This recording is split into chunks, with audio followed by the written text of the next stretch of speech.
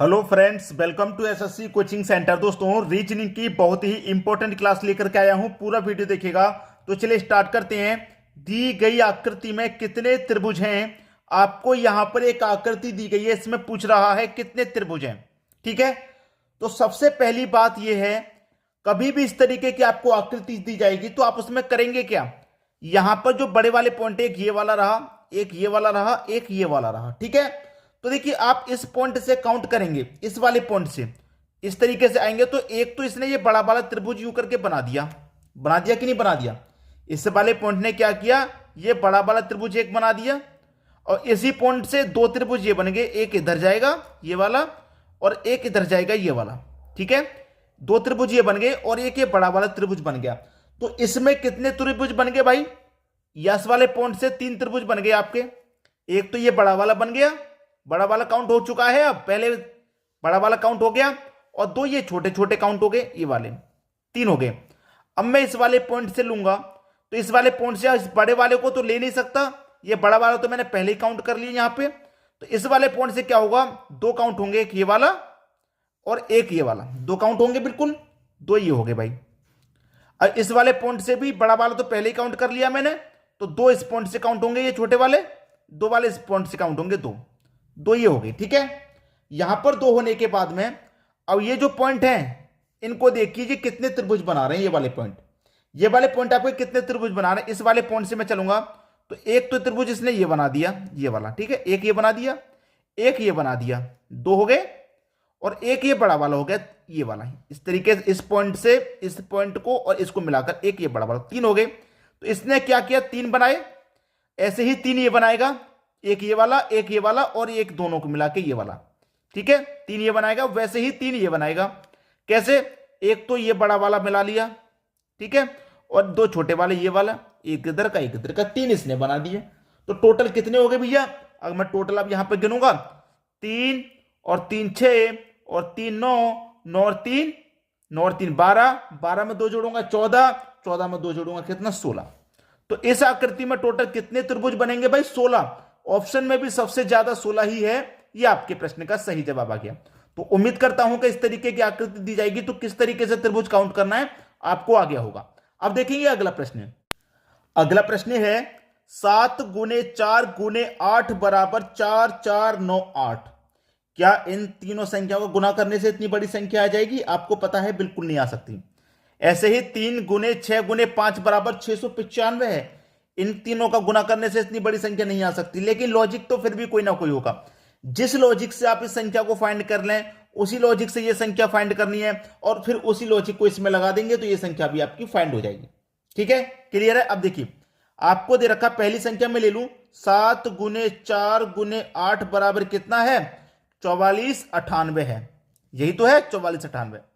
अब इसमें देखिए क्या रिलेशन है, रिलेशन को देखना है। रिलेशन को अगर रिलेशन आपने पहचान लिया तो आपके प्रश्न का आंसर आपको मिल गया, अगर रिलेशन को ही नहीं पहचाना तो नहीं मिला। देखिए मैं करूंगा क्या, जो लास्ट वाली संख्या है उसे एज इट इज लिख दूंगा मैं। ठीक है, लास्ट वाली संख्या को, और जो बीच वाली संख्या उसे सबसे पहले एज इट इज लिख दिया। लास्ट वाले को लास्ट में लिख दिया, बीच वाली को सबसे पहले लिख दिया, और जो सबसे पहले संख्या दे रखी है मैं क्या करूं, इसका स्क्वायर करके बीच में लिख दूं। 7 का स्क्वायर कितना होता है, 49। अब 4498 हुआ कि नहीं हुआ ये वाला। अब वही लॉजिक मैं इसमें लगाऊंगा, इस वाले में देखूंगा आ रहा है कि नहीं आ रहा। 3 गुने 6 गुने 5 बराबर 695, 695, 695 दोस्तों। ठीक है, 695। मैंने लास्ट वाली संख्या को एज इट इज लिखा तो यहां पर भी लास्ट वाली को एज इट इज लिखूंगा। बीच वाली को सबसे पहले लिखा तो बीच वाली को मैं यहां भी सबसे पहले लिखूंगा। पहली संख्या का स्क्वायर करके बीच में लिखा तो यहां भी पहली संख्या का स्क्वायर करके बीच में लिखूंगा। तो 3 का स्क्वायर कितना, 9, बीच में लिख दिया, 695 हो गया, और 695 ही दिया गया है। दोनों में सेम लॉजिक है, वही लॉजिक अब इसमें लगा दीजिए, आंसर मिल गया 594। क्या करेंगे, लास्ट वाली को एज इट इज लिख देंगे, बीच वाली को सबसे पहले एज इट इज लिख देंगे, और सबसे पहली संख्या का स्क्वायर करके बीच में लिख देंगे। तो 5 का स्क्वायर में करूंगा कितना आ जाएगा, 25 आ जाएगा। 9254, 9254 पहला ऑप्शन आपके प्रश्न का सही जवाब है। उम्मीद करूंगा ये खतरनाक प्रश्न आपको बहुत आसानी से समझ में आ गया होगा। बहुत सारे बच्चे ऐसे होंगे जो लॉजिक को इसको नहीं पहचान पाए होंगे। और सीखने के बाद कैसा लग रहा है कमेंट बॉक्स में जरूर बताइएगा। अब देखेंगे अगला प्रश्न। अगला प्रश्न है, यहां पर आपको दे रखा है दोस्तों 12, 17, 11, 19, 12, 13, 16, 25, 4 क्वेश्चन मार्क। देखिए दोस्तों, बहुत ही शानदार क्लास रहने वाली है ये। शानदार क्लास इसलिए कहूंगा कि इस प्रश्न में जो लॉजिक है वो बहुत ही बढ़िया है। क्योंकि जनरली बच्चा क्या सोचेगा मैं आपको बताऊं कि 17, 11, 19 ऐसे चलूंगा तो 19 बड़ी संख्या, 12, 13, 16 ऐसे चलूंगा तो बड़ी संख्या, तो प्रश्न को मैं ऐसे सॉल्व करूं। ठीक है, ऐसे प्रश्न को सॉल्व करूं। ऐसे सॉल्व करने में ही एग्जामिनर ने क्या काम किया, आपका 2 मिनट खराब कर दिया, 1 मिनट खराब कर दिया। क्योंकि आप इस तरह प्रश्न को करने की कोशिश करेंगे, प्रश्न इस तरफ सॉल्व होगा ही नहीं, आंसर ही नहीं दिया इस तरफ, प्रश्न का होगा ही नहीं इस तरफ सॉल्व। इसीलिए उसने आपको फंसा दिया ऐसा प्रश्न दे करके। और जबकि प्रश्न का आंसर कैसे आ रहा है, नीचे की तरफ चलेंगे तब आ रहा है। मैं आपको बता दूं कैसे। आप क्या कहना है, 17 और 12 का अंतर कर दें। दोनों का आपने अंतर किया, 17 में से घटा दिया 12 को, कितना आएगा भाई, 17 में से 12 घटा देंगे 5 आएगा, 5 आएगा ना। और 5 का स्क्वायर कितना होता है भाई 25, नीचे कितना दिया गया 25 दिया गया। वैसे यहां पर करें 11 और 13 का अंतर करें, 11, 13 का अंतर करेंगे कितना आएगा, 2 आएगा। भाई देखिए 17 का 12 का अंतर किया 5 आया, 5 का स्क्वायर, 11, 13 का अंतर किया 2 आया, तो 2 का स्क्वायर करेंगे, 2 का स्क्वायर कितना होता है 4, 4 ही तो दिया गया है बीच में। वही यहां पर करेंगे दोनों का अंतर, 19, 16 का अंतर करेंगे भैया कितना आएगा 3 आएगा, और 3 का क्या कर देंगे स्क्वायर, तो 3 का स्क्वायर कितना होता है 9। पहला ऑप्शन सही हो गया। हो गया कि नहीं हो गया। तो मैंने पहले ही बताया था, जिन बच्चों ने इस तरफ करने की कोशिश की उनका 1-2 मिनट खराब कर दिया, बिल्कुल बिल्कुल खराब कर दिया। एग्जाम में इस तरीके का प्रश्न दे देता है, और देने का उसका मकसद यही होता है कि बच्चे का टाइम खराब हो, कंपटीशन यहीं से हाई होता है। ठीक है, अब देखेंगे अगला प्रश्न। अगला प्रश्न है 73 का रिलेशन 343 से है, तो 93 का रिलेशन किस संख्या से बनेगा भाई। शानदार क्लास है। बहुत सारे बच्चों ने प्रश्न को पहचान लिया होगा, और बहुत सारे बच्चे अभी भी सोच रहे होंगे कि पता नहीं क्या लॉजिक लगेगा भाई। क्योंकि 73 का रिलेशन 343 से, तो 93 का रिलेशन कितने से। अब बताता हूं, संख्याओं को ध्यान से देखा करें जरूर। ये क्या है आपके पास 7, ये क्या है 3, 3 को क्या करें पावर में लिखते हैं, 7 की पावर 3। पहली संख्या को लिखा, दूसरी संख्या को पावर में लिख दिया, तो 7 की पावर 3 का मतलब कितना होता है भाई 343 ही तो होता है जो यहां दिया गया है। वही यहां पर करेंगे, पहली संख्या को लिखेंगे, दूसरी संख्या को यहां पावर में लिखा, तो यहां भी दूसरी संख्या को पावर में लिख दें, तो 9 की पावर 3 कितना होता है, सभी बच्चों को याद होगा 729 होता है। 9 का क्यूब कितना, 9 की पावर 3 कितना 729। कहां दे रखा भाई 729, सी ऑप्शन में। खत्म हुई बात, प्रश्न यहीं पर खत्म हो गया। अगर प्रश्न को पहचान लिया तो आसान, नहीं पहचाना तो कठिन। और पहचानेंगे कब, जब आप बहुत सारी प्रैक्टिस कर लेंगे। बहुत सारी प्रैक्टिस जब आप कर लेंगे, तब सारी संख्याएं आपके दिमाग में बैठेंगी, तब आप प्रश्न को जल्दी से पकड़ पाएंगे कि प्रश्न में आखिर हो क्या रहा है। ठीक है दोस्तों, बात समझ में आ रही है। अब देखेंगे हम अगला प्रश्न।